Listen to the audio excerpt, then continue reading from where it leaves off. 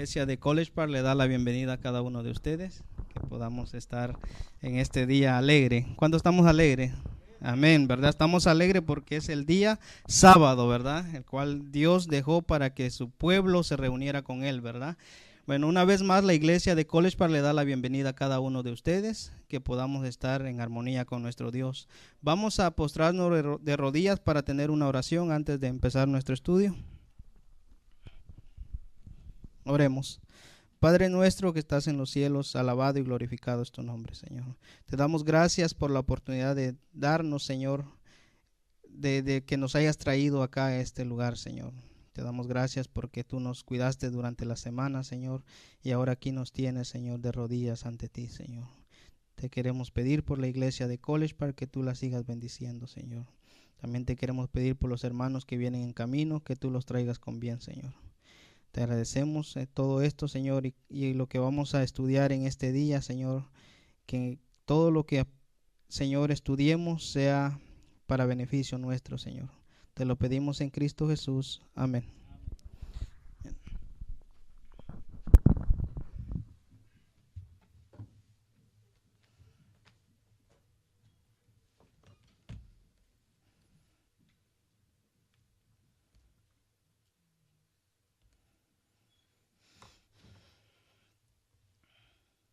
Bien, vamos a estudiar un tema que para mí, bueno, es algo nuevo, a lo mejor para ustedes ya es muy conocido. ¿Alguien sabe? El tema que vamos a estudiar se llama el pecado de Meroz. ¿Alguien sabe cuál es el pecado de Meroz? Para mí es algo nuevo, pero no sé, ustedes llevan más tiempo en la iglesia, a lo mejor saben. Déjenme ver si lo tengo aquí.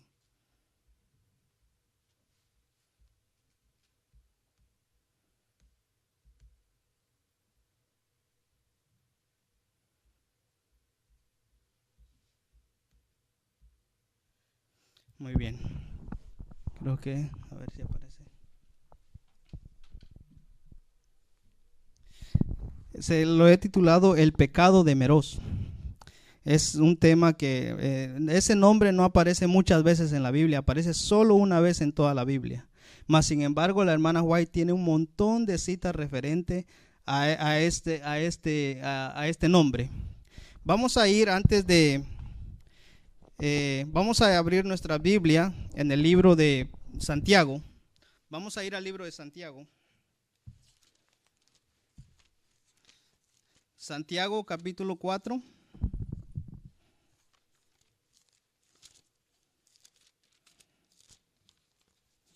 Y vamos a leer el versículo 17. Y dice: así que el que sabe hacer lo bueno y no lo hace, ¿le es qué? Pecado.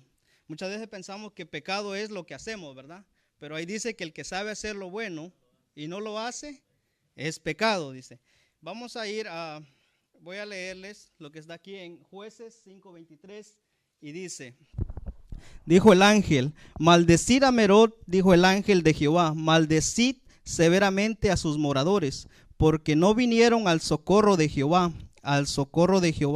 contra los fuertes. Dios le dice al ángel que maldiga a los moradores que estaban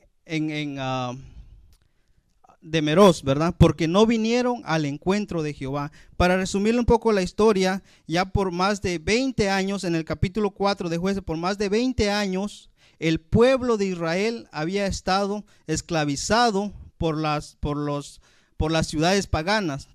Entonces, ellos clamaron a Dios para que Dios le librase a ellos.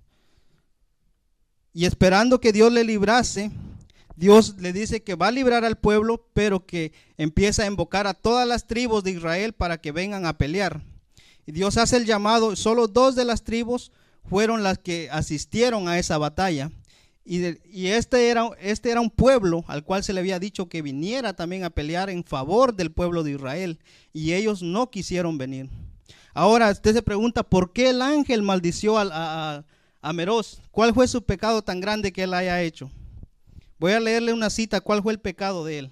Porque esto puede ser que lo estemos haciendo hoy en día nosotros. Mire cuál fue el pecado tan grande para que el ángel lo haya maldecido. ¿Qué dice? ¿Qué hizo Meroz? Nada. Ese fue su pecado. Ese fue el pecado para que el ángel lo haya maldecido. Dice, ese fue su pecado. La maldición de Dios recayó sobre ellos por lo que no hicieron. El hombre de mente egoísta y estrecha es responsable por su mezquinidad, pero los que tienen sentimientos bondadosos y generosos impulsos y amor por las almas tienen una tremenda responsabilidad, porque si permiten que estos talentos queden sin usar y se desperdicien, serán considerados siervos infieles. La mera posesión de estos dones no basta. Los que los poseen deben darse cuenta que sus obligaciones y responsabilidades son mayores. Ese fue el pecado de Meroz. No hizo nada. Muchas veces nosotros decimos, bueno, mejor no hago nada para no causar problemas. Pero eso es un pecado también. El saber la verdad, el saber hacer lo bueno y no hacerlo, es pecado, dice la hermana White y dice la Biblia, ¿verdad? Porque a veces nosotros decimos, bueno, yo mejor no me meto en eso, ¿verdad? Dice, ¿qué dijo? Dios le pide a Meroz, al pueblo de Meroz, que vaya a pelear en favor del pueblo. Dios nos ha pedido a nosotros básicamente lo mismo. Vamos a leer lo que dice Mateo. ¿Qué es lo que dice Mateo? Vayan pues y hagan discípulos de todas las naciones, bautizándolos en el nombre del Padre y del Hijo y del Espíritu Santo. Aquí dice el verso 28, enseñándoles que guarden todo lo que les he mandado. Y recuerden, he aquí yo estoy con ustedes todos los días hasta el fin del mundo. ¿A quién está enviando Dios ahí? A nosotros. Muchas veces pensamos que eso es para los pastores. Pero si nosotros somos un discípulo de Jesús, eso se aplica a nuestra vida. Por eso dice, vayan pues y hagan discípulos. Y la pregunta, a veces nosotros decimos, bueno, eso le toca a los pastores y nosotros no hacemos nada. Y con no hacer nada, eso es un pecado muy grande ante los ojos de Dios. Una cita. Se mencionaron los nombres de todos los que profesan la verdad. Se reprendió a algunos por su incredulidad y a otros por haber sido perezosos. Habían dejado que otros hicieran la obra de la viña del Señor. ¿Está dejando usted que otro haga lo que usted tiene que hacer? Es una pregunta, si usted está dejando, porque muchas veces usted sabe que tiene que hacerlo, pero usted dice, bueno, no lo hago. Dice, habían dejado que otros hicieran la obra de la viña del Señor y llevasen las más pesadas responsabilidades, mientras que ellos servían egoístamente sus propios intereses temporales. Si hubiesen cultivado la capacidad de Dios que les había dado, habrían llevado fielmente las responsabilidades y habrían trabajado en favor de los intereses del maestro. El juez dijo, todos serán justificados por su fe y juzgados por sus obras. Cuán vivamente aparecía entonces su negligencia y cuán prudente el arreglo de Dios al dar a cada uno una obra que hacer para promover la causa y salvar sus semejantes. Cada uno debía manifestar una fe viva entre su familia y sus vecinos, en su vecindario, relevando bondad hacia los pobres, simpatía hacia los afligidos, dedicándose a la obra misionera y ayudando a la causa de Dios con sus recursos. Pero como el caso de Meroz, la maldición de Dios descansa sobre ellos por lo que no habían hecho. Habían amado el trabajo que les producía el mayor provecho en esta vida, y frente a sus nombres, el libro mayor dedicado a las buenas obras, había un lamentable espacio en blanco. ¿Ve? Entonces la hermana White habla mucho de esto, porque esta cita, ahorita vamos a ver más adelante que esta cita se aplica a la condición que está la Odisea. Otra cita, no nos cansemos en hacer ¿qué? El bien, dice. Muchas veces nuestros esfuerzos para otros pueden no ser tomados en cuenta e indudablemente se pierden. O sea, eso puede perderse ante la vista del ser humano, pero ante la vista de Dios, Él ve lo que nosotros estamos haciendo. Pero esto no debería ser una excusa para que lleguemos a cansarnos en hacer el bien. Con cuánta frecuencia la venida de Jesús a buscar las plantas que Él cuida y no ha encontrado sino hojas. Quizás nos desanimemos por los resultados de nuestros semejantes, de nuestros mejores esfuerzos, pero esto no debería inducirnos a ser indiferentes ante los ayes de otros y no hacer nada. Entonces, lo que sigue ya lo leímos, ¿verdad? Pero nosotros no nos deberíamos de cansar en hacer el bien, aunque pareciera que fuera algo tan sencillo que no tiene valor, pero aún así nosotros tenemos que hacer eso, porque si no lo hacemos, estamos cometiendo pecado, porque eso es lo que dice Santiago: el que sabe hacer el bien y no lo hace, es pecado. Mire lo que dice el hermano Juan: hay una clase representada por Meroz. El espíritu misionero nunca ha tomado posesión de su alma, de sus almas. Los llamamientos de las misiones en el extranjero no los han conmovido para obrar. ¿Qué cuenta rendirá a Dios los que no están haciendo nada en su causa? Nada para ganar almas para Cristo. Los tales recibirán la denuncia: malo y negligente siervo. Nosotros debemos de trabajar para la obra del Señor, en donde el Señor nos ponga. No esperemos ir a otro país a hacer una gran obra, porque de donde Dios nos puso, ahí tenemos que obrar nosotros, en ese vecindario, y muchas veces no lo hacemos. Muchas veces no hacemos ese trabajo y esperamos que Dios ponga algo más grande para que empecemos a hacer la obra de Dios. Dios quiere que donde quiera que nosotros estemos, que en ese pedacito que nosotros tengamos, Dios quiere que ahí empecemos a obrar. Otra cita: no permitamos que los pobres crean que no tienen nada que hacer porque no tienen la riqueza de sus hermanos. Pueden hacer sacrificios de muchas maneras, pueden negarse a sí mismos, pueden vivir vidas devotas y pueden honrar a su Redentor mediante sus palabras y actos. Las hermanas especialmente pueden ejercer una poderosa influencia si abandonan la maledicencia y se dedican a velar y a orar. Pueden honrar a Dios, pueden dejar que su luz ilumine de tal manera a los demás que al ver sus buenas obras se sientan inducidos a glorificar a nuestro Padre que está en los cielos. ¿Ve? ¿Podemos hacer todo eso, hermano? ¿Verdad que se puede hacer, verdad, con la ayuda de Dios? Porque lo que Dios nos ha dado, nosotros como pueblo adventista tenemos una gran luz que los demás no tienen. Más sin embargo, los otros que no tienen la luz, a ciegas ellos quieren hacerlo mejor, y nosotros que lo tenemos no lo hacemos, ¿verdad? ¿Cuál es nuestra condición de nosotros?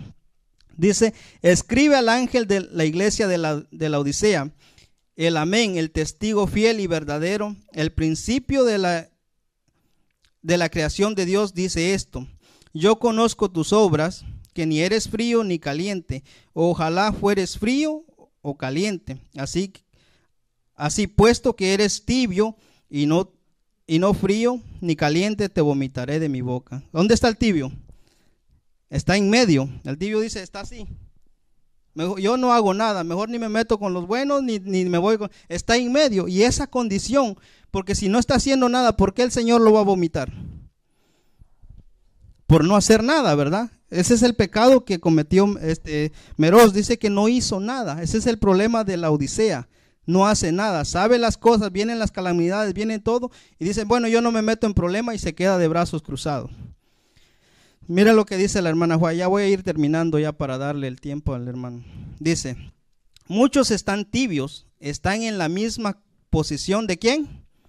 ¿Qué dice? Están en la misma posición de Meroz, ni a favor ni en contra, ni fríos ni calientes. Oyen las palabras de Cristo, pero no la ponen por obra. Ese es nuestro problema, porque decimos que estamos enriquecidos del conocimiento, pero no obramos. Si permanecen en este estado, Él los rechazará con aborrecimiento. Muchos de aquellos que han tenido gran luz, grandes oportunidades y toda clase de ventajas espirituales, rinden homenaje a Cristo y al mundo a la misma vez. Si se inclinan ante Dios y a Mamón, hacen fiesta con los hijos del mundo y a la vez dicen que son bendecidos juntamente con los hijos de Dios. Desean tener a Cristo como Salvador, pero rehúsan llevar su cruz y su yugo. El Señor tenga misericordia de vosotros, porque si seguís así, ninguna cosa sino el mal podrá profetizarse acerca de vosotros. ¿Cuál es nuestra condición, hermano? Dice, tibios. No nos queremos ni para un lado ni para el otro, pero queremos el favor de los dos. Dice, que no me quiero pasar del tiempo, dice otra cita. Hablando sobre un hermano, la hermana White le dice, hablando sobre un hermano, usted se parece mucho a Meroz. Es muy diligente cuando lo que le brinda alguna ventaja. ¿Qué dice? Es muy diligente cuando lo que hace le brinda alguna ventaja. Cuando le conviene, ahí sí mete la mano. Pero cuando no le conviene, no hace nada, ¿verdad? Dice, pero no encuentra motivo para ser especialmente diligente a menos que se haya de beneficiar. Esa es nuestra situación, hermano. Cuando lo que se va a hacer y vemos que nosotros le podemos sacar un beneficio, entonces ahí empezamos a orar. Pero si no hay beneficios para nosotros, nos quedamos en neutral, ¿verdad? Dice, usted es claramente un hombre perezoso. Puede ingerir sus alimentos regularmente, pero no siente ninguna alteración por el trabajo físico. Ningún hombre puede trabajar como ministro a menos que sea industrioso, diligente en sus ocupaciones y fiel en el cumplimiento de todos los deberes sociales y públicos de la vida. Dios nos ha elegido como sus siervos para su obra que requiere perseverante energía. No debemos transformarnos en personas mimadas, rehuir el esfuerzo, las penurias y los conflictos. No debemos rehuir nada de eso. Dice, ¿por qué traemos esta meditación? Porque Dios quiere que nosotros tomemos una acción, que decidamos. Por eso le dice a la iglesia, lo decía, yo quiero que tú tomes una decisión, que seas frío o caliente, pero que no te quedes neutral. ¿Por qué es que Dios quiere eso? Porque miren lo que dice esta cita. Dios no tiene lugar ¿para quién? Para los perezosos en su causa. Por eso es que Dios quiere que nosotros tomemos una decisión.